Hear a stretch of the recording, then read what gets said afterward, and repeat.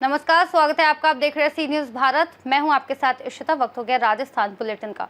इस बुलेटिन में बात करेंगे चुरू की, जहां कांग्रेसी नेता विक्रम घोडेला ने अपने साथियों के साथ की भाजपा ज्वाइन। आगे बात होगी जोधपुर की, जहां कैबिनेट मंत्री जोगाराम पटेल का जोधपुर दौरा।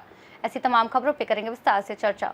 कांग्रेसी नेता विक्रम घोडेला ने अपने साथियों के साथ आज भाजपा कार्यालय रतनगढ़ में भाजपा ज्वाइन की। पूर्व विधायक अवनीश महर्षि और मंडल अध्यक्ष विष्णु प्रजापत ने भाजपा का दुपट्टा माला पहनाकर विक्रम घोडेला और उनके साथियों को भाजपा ज्वाइन करवाई और स्वागत किया। विक्रम घोडेला ने कहा, मैं भारतीय जनता पार्टी के सिद्धांतों और पार्टी गाइडलाइन से प्रभावित होकर भाजपा परिवार में आने का निश्चय किया। विक्रम घोडेला ने कहा, मैं भारतीय जनता पार्टी की गाइडलाइन के अनुसार ही पार्टी में काम करूंगा और भारतीय जनता पार्टी को मजबूत बनाने का मेरा पूरा प्रयास रहेगा। इस शुभ अवसर पर पूर्व विधायक अवनीश महर्षि, जिला उपाध्यक्ष दीनदयाल पारिक, ओबीसी जिला उपाध्यक्ष इंद्रचंद्र देवड़ा, हरि प्रसाद दायमा, अर्जुन सिंह फ्रांसा, राजल देसर, पूर्व नगर पालिका अध्यक्ष गोपाल मारू आदि लोग उपस्थित थे। और कौन से मंडल से कार्यकर्ताओं ने सदस्यता? देखिए, आज रतनगढ़ शहर मंडल का कार्यक्रम था। डॉक्टर श्यामा प्रसाद मुखर्जी जी के 125वें जन्म जयंती समारोह का। हमारा सौभाग्य है कि हमारे राजन देसर के मंडल अध्यक्ष जी विष्णु जी प्रजापत के नेतृत्व में राजन देसर के कार्यकर्ता साथी काफ़ी बड़ी संख्या में यहाँ पर आए। भारतीय जनता पार्टी में विश्वास व्यक्त किया। इन्होंने ये माना कि यही एक पार्टी है जो इस राष्ट्र को एक और अखंड रख सकती है, और हमारा अटूट विश्वास है इस विचारधारा में। उसको देखते हुए आज हमारे मंडल के अध्यक्ष जी ने फैसला लिया कि इन साथी कार्यकर्ताओं को भारतीय जनता पार्टी में शामिल किया जाए। आपके आदेश पर हम सब लोगों ने इनका स्वागत, अभिनंदन किया और भारतीय जनता पार्टी को ज्वाइन करवाया।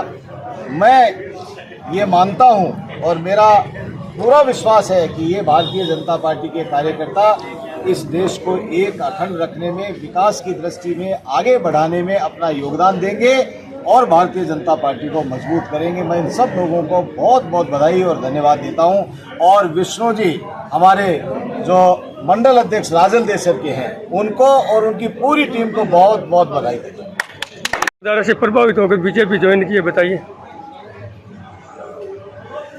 मैं नरेंद्र मोदी जी के विचारधारा से बहुत प्रभावित हूँ। उन जैसा व्यक्ति मैंने आज तक नहीं देखा है। बहुत ही अच्छे व्यक्ति है। उनसे प्रभावित होकर मैंने ये पार्टी ज्वाइन की है।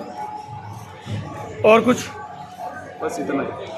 चुरू से सी न्यूज़ संवाददाता पवन शर्मा की रिपोर्ट।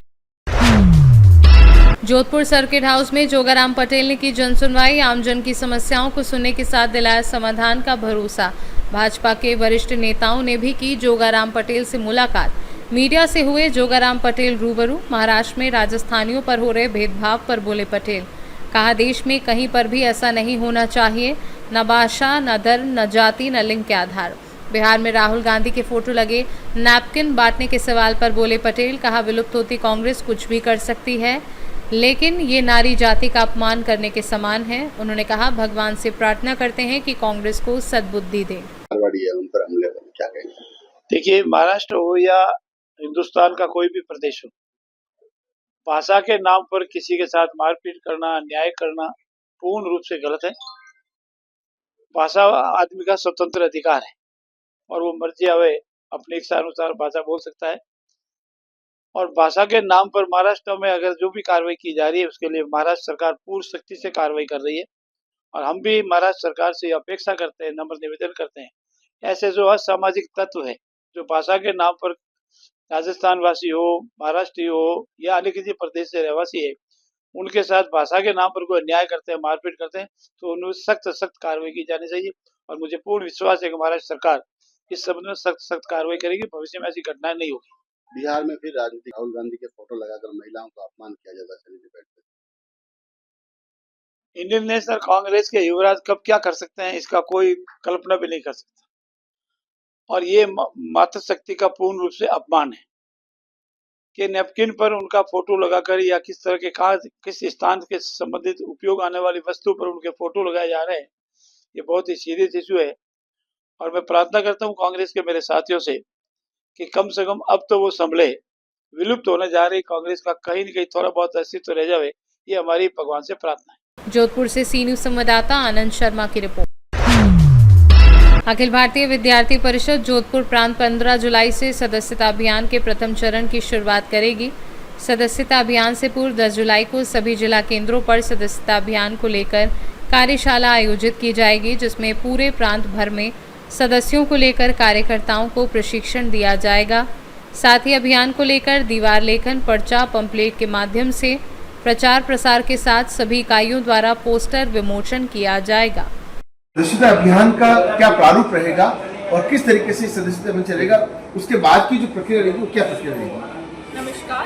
अभी अखिल भारतीय विद्यार्थी परिषद जोधपुर प्रांत का जो इस सत्र का 2025-26 का सदस्यता अभियान 15 जुलाई से शुरू होने जा रहा है और इसे हम 3 चरणों में कंप्लीट करेंगे, जिसमें प्रथम चरण में हमारे जो 10+2 के स्टूडेंट हैं, मतलब विद्यालय सदस्यता हमारी 15 जुलाई से 25 जुलाई तक रहने वाली है और उसके अलावा सेकेंड जो हमारा महाविद्यालय और विश्वविद्यालय की सदस्यता है वो 1 अगस्त से 10 अगस्त तक रहने वाली है द्वितीय चरण में, और इसका तीसरा चरण व्यावसायिक शिक्षण संस्थान का रहेगा जो सितंबर में रहने वाला है।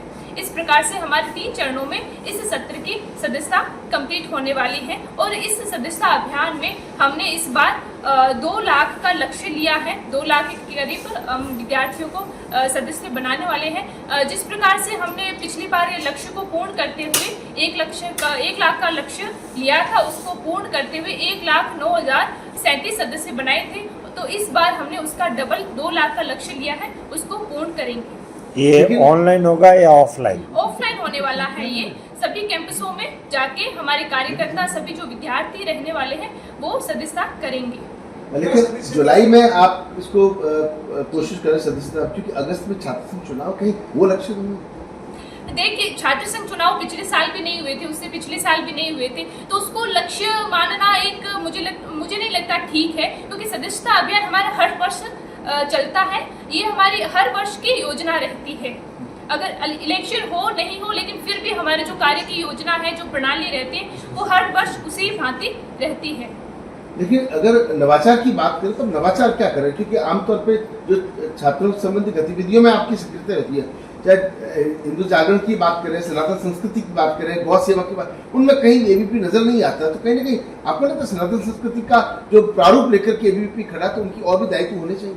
देखिए, मैं आपको बताना चाहती हूँ, जैसे कि हमारे जो सामान्य दायित्व रहते हैं, उसके अलावा भी एबीवीपी हर एक फील्ड में काम करती है। जैसे हमारे आयाम हो गए, जैसे हमारी गतिविधि हो गई, उसमें सेवा का कार्य हो गया, राष्ट्रीय कला मंच हो गया, खेल का हो गया, जैसे एसएफएस, एसएफडी, खेलो भारत, राष्ट्रीय कला मंच, इन चारों गतिविधियों के माध्यम से समाज में विभिन्न क्षेत्रों में अलग अलग कार्य करने की योजना बनाई है एबीवीपी। उस प्रकार से हम अलग अलग कार्य कर रहे हैं। सेवा कार्य भी कार्यकर्ताओं द्वारा विभिन्न क्षेत्रों में अलग अलग समय में किया जाता है, और पहले भी किया जाता था और अभी भी किया जा रहा है, और आने वाले समय में भी हम केवल और केवल संगठनात्मक कार्यक्रम ही नहीं, उसके अलावा विद्यार्थियों के रुचिकर कार्यक्रम हो, उसको लेकर भी योजनाएं बनाई है इस वर्ष की हमने। फीस क्या रखी? जोधपुर से सी न्यूज संवाददाता आनंद शर्मा की रिपोर्ट। जोधपुर में राष्ट्रीय महिला आयोग की अध्यक्ष विजया राहटकर का जोधपुर दौरा। पश्चिमी राजस्थान के दौरे पर हैं विजया राहटकर।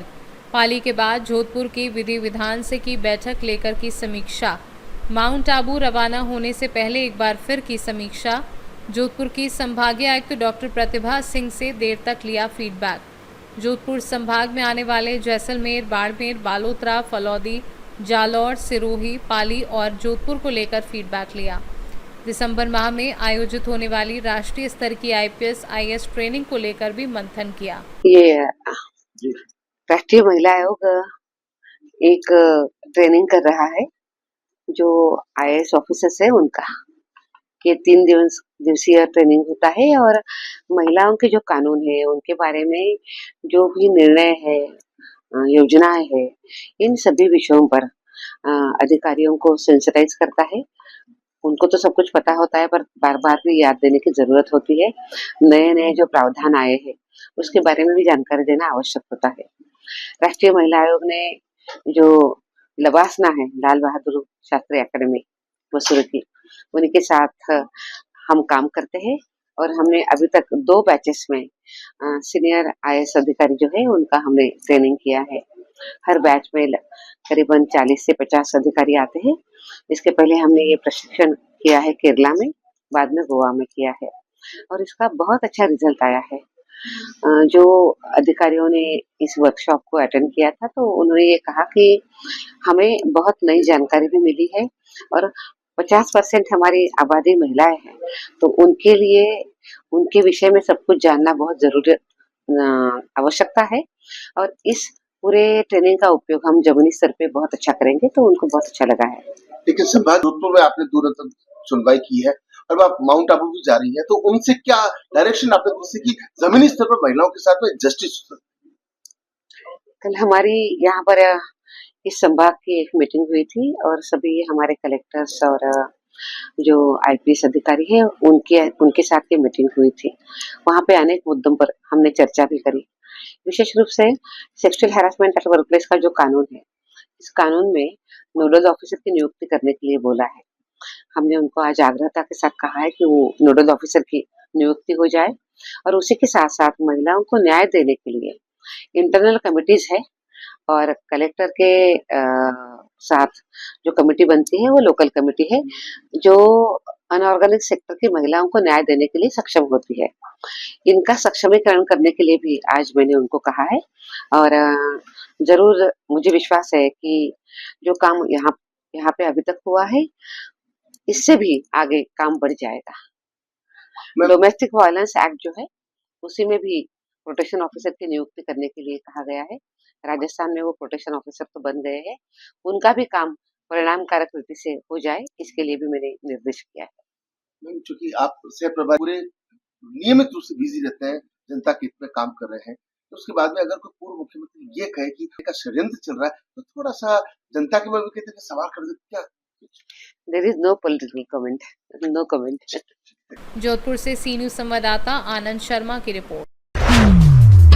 अखिल भारतीय गुर्जर देव सेना के राष्ट्रीय संगठन सचिव राजाराम गुर्जर हिंदू के जन्मोत्सव के उपलक्ष्य में एक पेड़ मां के नाम की कड़ी में स्थानीय झालावाड़ जिले के रलायता ग्राम के निकट गायत्री शक्तिपुंज प्रांगण में अखिल भारतीय गुर्जर देव सेना झालावाड़ जिलाध्यक्ष कालू सिंह गुर्जर की अगुवाई में कार्यकर्ताओं ने कल्पवृक्ष पीपल बड़ आम के पेड़ लगाकर वृक्षारोपण करते हुए श्री राजा राम जी का जन्मदिवस मनाया व सभी कार्यकर्ताओं को व पदाधिकारियों ने मिलकर सहभोज किया एवं जन्मदिन की बधाइयां दी। पकानी से सी न्यूज संवाददाता रमेश चंद्र शर्मा की रिपोर्ट। इस बुलेटिन में फिलहाल इतना ही। देश और दुनिया की तमाम बड़ी जानकारियों के लिए देखते रहिए सी न्यूज भारत।